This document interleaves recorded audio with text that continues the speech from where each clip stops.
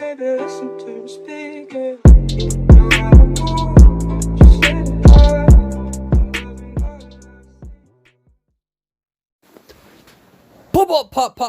persuade. What's going on, boo-boos? So, if you'd like to submit your gameplay for review, make sure you read the description, and there's specific instructions to follow. So, let's talk about this group layout. This is a group number 2 layout. You see that the hunter is to the left of factory. And just as a side point, that's a choke point. If you're a survivor and you ever spawn in there, where that circle is, you automatically know where the hunter is. No other spawn point is there. So you automatically know that the hunter is to the left of factory, and the arrow is where our friend is going to spawn. All right. Now, as a hunter, when you spawn here, I hate this spawn point for a Joseph because you have no camera near you. So this is an awful spawn point for Josephs. But anyway, I digress. We are talking about Axe Boy. A lot of high tier hunters used to go that way depending on what their build was because you automatically knew a survivor was there. That's not really the case too much. Sometimes it's better to run kind of in this area because you can sometimes catch a glimpse of a survivor as they transition. And also, we see that the survivor is going to run this way, hunter's going to run that way. And this is a huge gamble from the hunter because he knows that all 4 survivors are in front of him. So half of the map, there is no survivor. So in a way, at least a hunter, when you spawn here, you know that everybody is in front of you.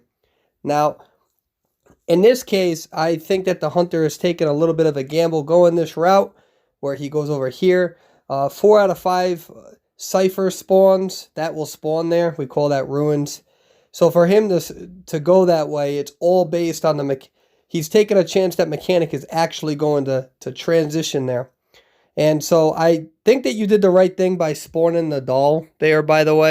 Just to cover my own bases, some mechanics in really bad spawn points like this one, they actually won't put their doll down. Some won't. Some will. Some won't because what they'll do is they'll immediately go into the corner of the map and hide, hoping that the hunter doesn't get tinnitus. Whereas if you put the doll down, usually a good hunter will know some of the areas. I'm not saying all mechanics do this, but you will see this in tournament gameplay where they will try to hide so there's no tinnitus, so it saves them and their doll. Anyways, Axe Boy decides to rotate over into this area, and he's predicting that you will. Again, incredibly ballsy move to do. And let's talk about what you're doing here. So right here, you cut your vision off, right? So you cut your vision off. You were in a really difficult spot. So I'm going to show you something that you could have done. Something you could have considered is actually staying right here. So you have this route over here where you could run this way. I wouldn't recommend doing this, but if you wanted to transition from the area, the problem here is that you're lacking a lot of vision, right? He really caught you off guard. So I would have probably ran to this situation to make sure that he'd follow me. See how I'm kind of panning my camera a little bit? And I would ideally like to rotate into this spot. Instead of rotating on the long side of the wall, which you did, which you kind of cut your vision off.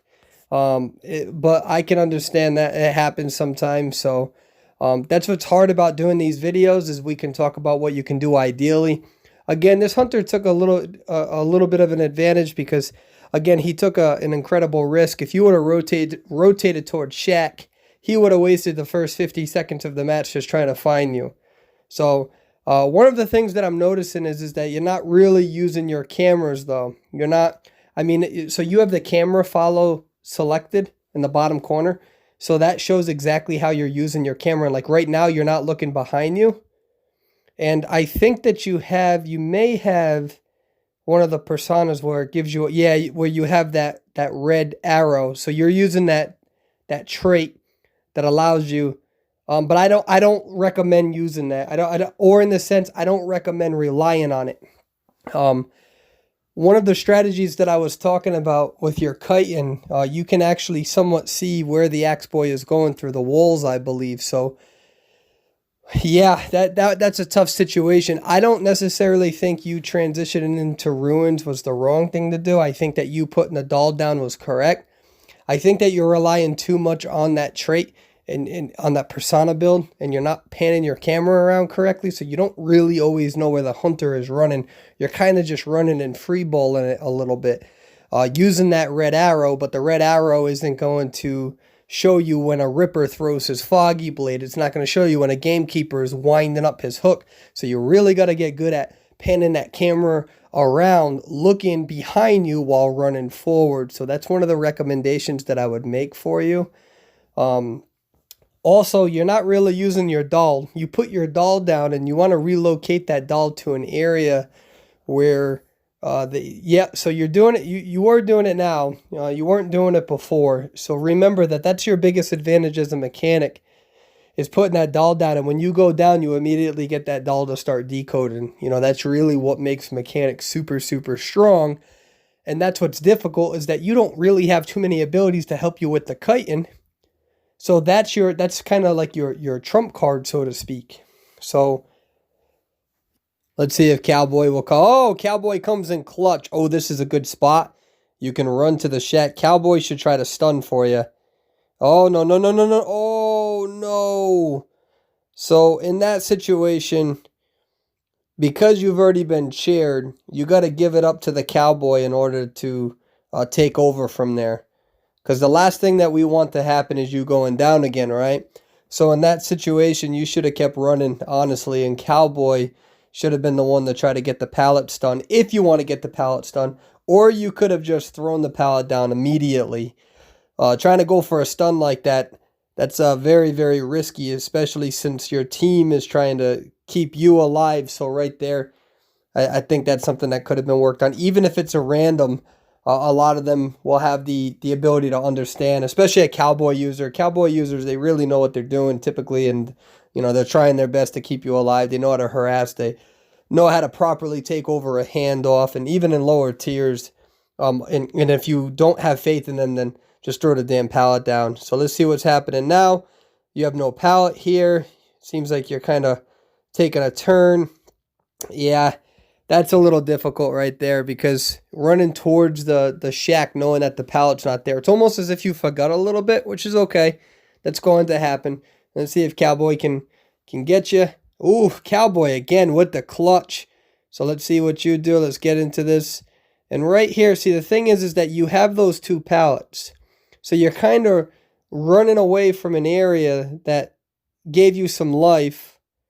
And then it's almost like you didn't really know exactly where you wanted to run. You were kind of running on a 60-degree angle, and then you're like, oh yeah, I'm going to run into the area that you're in now. And because of that indecisiveness a tiny bit, you didn't make it to that pallet, and that's okay. That's going to come with time and practice and muscle memory, so to speak. So let's see what else is going to. I think, by the way, I said you were cheered earlier, and I didn't mean to say that when Cowboy was rescuing you.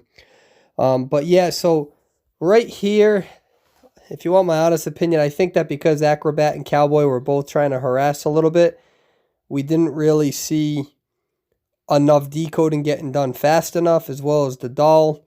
And then the Acrobat failed that rescue right there. And that's going to happen, unfortunately. All in all, good match. I think that there were times where you were using your camera correctly and being patient. I think the big thing here is that the hunter, he ran a route that just so happened to work in his favor. Again, in my opinion, a little bit ballsy. And I think you should really work on panning that camera down. So you can see around you and anticipate some of the hunter's movements. But thank you very much for submitting.